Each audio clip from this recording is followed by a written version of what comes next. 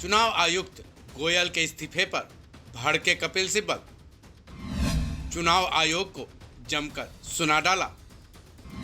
मोदी सरकार पर क्या लगाए आरोप। लोकसभा चुनाव के ठीक पहले चुनाव आयुक्त अरुण गोयल के इस्तीफे ने हलचल ला दी है। अरुण गोयल के इस्तीफे ने कई सवाल भी खड़े कर दिए हैं। अरुण गोयल के इस्तीफे ने मार्च के महीने में ही तेज गर्मी का एहसास करा दिया है, क्योंकि लोकसभा चुनाव अब बेहद करीब है। कयास है कि चंद दिनों में ही चुनाव आयोग लोकसभा चुनाव की तारीखों का ऐलान कर देगी। इसी बीच चुनाव आयोग से ही इस तरह से इस्तीफा पड़ जाना कई सवाल खड़े करता है। कांग्रेस तो इस मुद्दे पर केंद्र सरकार पर हमलावर तो है ही। सीनियर वकील और राज्यसभा सांसद कपिल सिब्बल भी पूरी तरह से केंद्र सरकार और चुनाव आयोग पर भड़क उठे हैं। राज्यसभा सांसद सिब्बल ने कई ऐसी बातें कही हैं जिससे ये तो लगता है कि चुनाव आयोग के अंदर खाने में कुछ तो गड़बड़ी चल रही है, जिसका साथ गोयल ने नहीं दिया तो उन्होंने इस्तीफा दे दिया। हालांकि ये महज कयास भर है, फिर भी सिब्बल ने क्या कुछ कहा सुनिए और आप भी अंदाजा लगाइए। Well, I think that the deal is done in the sense that now there is a legislation in place after the Supreme Court judgment of the Constitutional Bench, where they said that the committee must consist of the Chief Justice of India, right, and the Prime Minister and one other person. I mean, that itself has been jettisoned.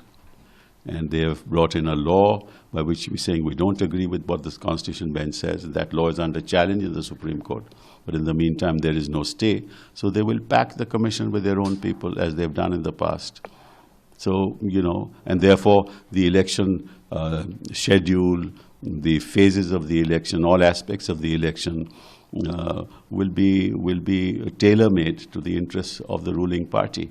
And as we've seen in the past, when speeches which are violative of the code of conduct are made by people of the BJP, they are not proceeded against.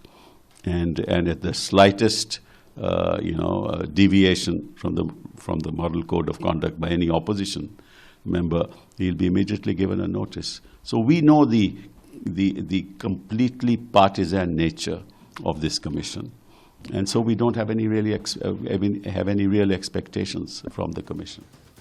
जाहिर है केंद्र सरकार चुनाव आयुक्त और मुख्य चुनाव आयुक्त की नियुक्ति के लिए जो नया कानून लाई है उसमें से सुप्रीम कोर्ट के सीजेआई को हटा दिया गया है।